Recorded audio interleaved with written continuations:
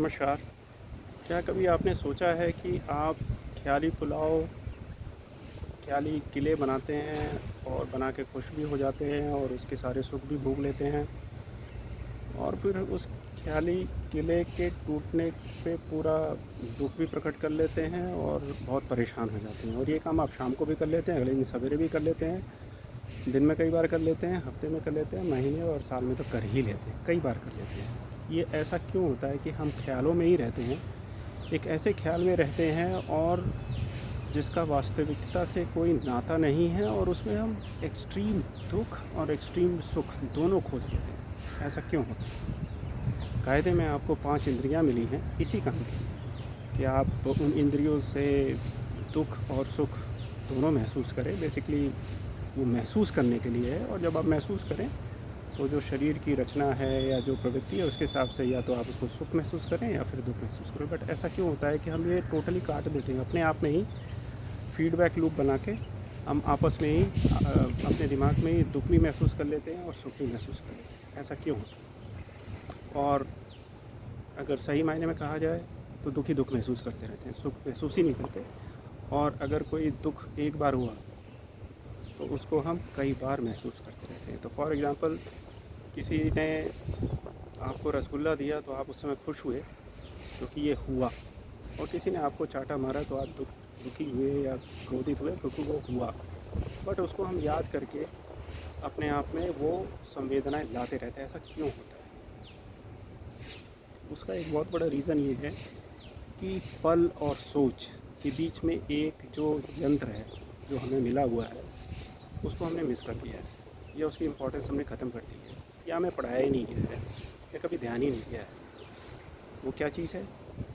वो है आपकी रीढ़ की हड्डी। तो रीढ़ की हड्डी वो एक चीज़ है, जब आपको बाहर से कोई स्टिमुलाई मिलती है, बाहर से कोई उत्तेजना मिलती है, वो सबसे पहले जाती है रीढ़ की हड्डी के पास। फिर वो रीढ़ की हड्डी दिमाग को बताती है कि क्या हुआ। जब आप इस प्रोसेस में रीढ़ की हड्डी को या ये मैसेंजर को आप ख़त्म कर देते हैं तो दिमाग अपने आप को मायावी बना लेता है। वो अपने आप ही सोचता रहता है, अपने आप ही दुखी होता रहता है, अपने आप ही खुश होता रहता है। जब तक वो खुश रहता है तब तक it is everything is well, but you are in problem anyway. आप एक परेशानी में, आपको एक बीमारी है, लेकिन जब तक आप खुश रहते हैं, उस मायावी दिमाग आपको खुश रखता है, या वो पिक्चर दिखाता है जो हो कहीं नहीं रही है, सिर्फ आपके दिमाग में चल रही है, जिसका उस पल से जिसमें आप सांस ले रहे हैं कोई मतलब नहीं है। तब तक आप बहुत अच्छे रहते हैं और शायद आपकी प्रोडक्टिविटी भी बहुत हाई रहती है। बट जिस दिन वो पिक्चर दूसरी दिखाने लगता है जिसका अगेन उस पल से कोई मतलब नहीं है, किसी भी पल से कोई मतलब नहीं है, जब आपको दुखी करने लगता है तो आप डिप्रेशन में आ जाते हैं और अनेक प्रकार की बीमारियां हो जाती हैं।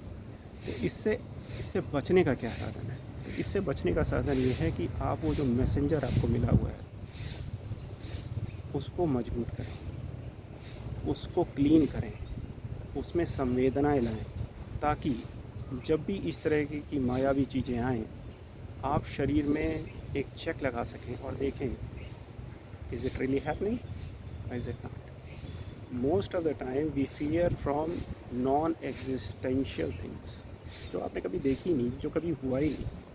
वो इसलिए क्योंकि आपका मस्तिष्क बहुत पावरफुल है, और हमारे एजुकेशन सिस्टम ने इसे और पावरफुल बनाया है। ठीक है, मस्तिष्क तो पावरफुल होना ही चाहिए, बट हमने बाकी सारे जो डिपार्टमेंट हैं उस पर काम नहीं किया है, तो रिलेटिवली दिमाग बहुत ज़्यादा शक्तिशाली हो गया है।